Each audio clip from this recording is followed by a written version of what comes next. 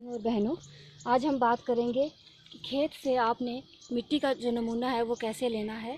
उसके लिए आप सबसे पहले मान लीजिए ये आपका बड़ा खेत है, तो इसमें आपने एक जगह खड़े होके जगह का चुनाव कर लेना है। वहाँ पे आपने निशानदेही जो है वो कर लेनी है और जिग जैग चलते हुए जैसे ये चल रहे हैं इस तरह से आपने चल के पूरे खेत की निशानदेही जो है वो आपने कर लेनी है। इसी तरह से अगर आपके खेत ज़्यादा खेत हैं, 2-4 खेत और हैं, तो इसी तरह से आपने सारे खेतों की निशानदेही जो है वो आपने कर लेनी है। उसके बाद अब आपने निशानदेही कर ली है, उसके बाद हमें देखना है कि सैंपल जो है वो हम कैसे लेंगे।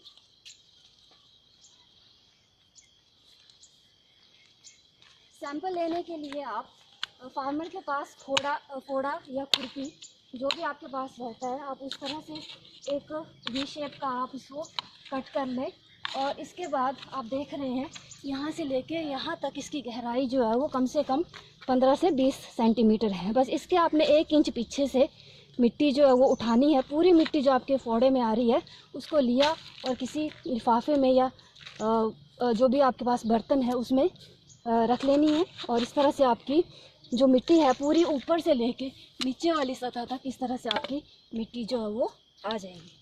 अब आपने इसी तरह से जितने भी आपने निशान पूरे खेत में लगाए हैं वहाँ से आपने सैंपल जो है वो ले लेना है और उन सैंपलों को आपने इकट्ठा करके एक जगह पे रख लिया और इसको आपने अच्छे से मिक्स कर लेना है। इस तरह से आपने अच्छे से मिक्स किया। इसमें जो भी कंकड़ पत्थर या जड़ें वगैरह हैं उसको आपने निकाल देना है। और उसके बाद इस मिट्टी के ढेर के आपने 4 हिस्से करने हैं।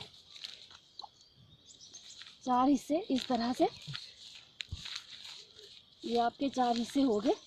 इस तरह से आपने कोई भी 2 हिस्से ले लेने हैं और कोई 2 जो हिस्से आपने वो फेंक देने हैं। ये फेंक दिए और ये 2 हिस्से आपने फिर से मिला लेने हैं। ये आपने अच्छे से फिर से मिलाए। अगर आपको लगता है कि मिट्टी का सैंपल जो है वो ज़्यादा है तो आपने ये प्रक्रिया फिर से दोहरा लेनी है और इसके फिर से 4 भाग करके 2 ले लेने हैं, 2 भाग ले लेने हैं और 2 आपने रहने देने हैं। इस तरह से आप देख रहे होंगे हमारे पास कुल ये 400-500 ग्राम मिट्टी जो है वो रह गई है।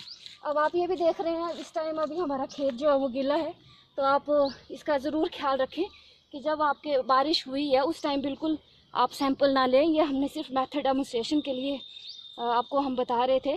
तो जब भी बारिश होने के बाद 3-4 दिन के बाद जब थोड़ा नॉर्मल हो जाएगा उस टाइम आप सैंपल जो है लें।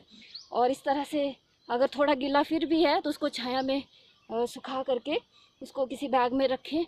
उसमें अपनी जानकारी, आपका नाम पता, कहाँ से हैं आप और क्या सबसे ज़्यादा ज़रूरी है कि क्या फ़सल आप वहाँ पे लगाते हो, तो वो सारी जानकारी लिख के आपका जो भी नज़दीकी सॉइल टेस्टिंग लैब है वहाँ पे आपने सैंपल जो है वो दे देना है और 10-15 दिन के अंदर आपको सॉइल हेल्थ कार्ड जो है वो प्राप्त हो जाएगा। Thank you.